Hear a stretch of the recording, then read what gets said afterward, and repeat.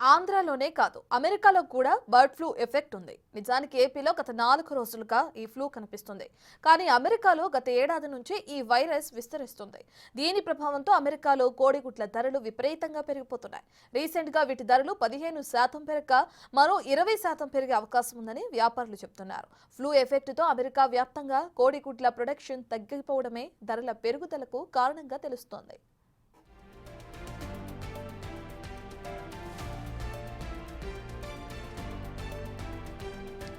అమెరికాలోని ఏ స్టోర్లో చూసినా లిమిటెడ్ స్టాక్ బోర్డులే కనిపిస్తున్నాయి. కొన్ని చోట్ల నో ఎక్స్ బోర్డులు కూడా దర్శనమిస్తున్నాయి.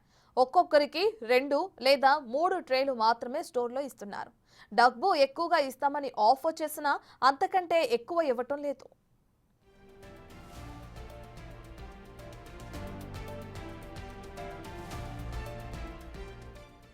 గతేడాది నుంచి అమెరికాలో బర్డ్ ఫ్లూ వ్యాప్తిస్తుంది.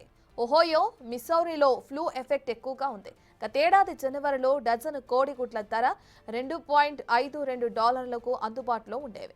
గత డిసెంబర్ నాటికి వాటి ధర $4.15 పెరిగింది. అయితే ఇప్పుడు ఏకంగా $7.34 చేరింది. ఇక ముందు ధరలు మరింతగా పెరిగే అవకాశం ఉందని మార్కెట్ వర్గాలు చెబుతున్నాయి.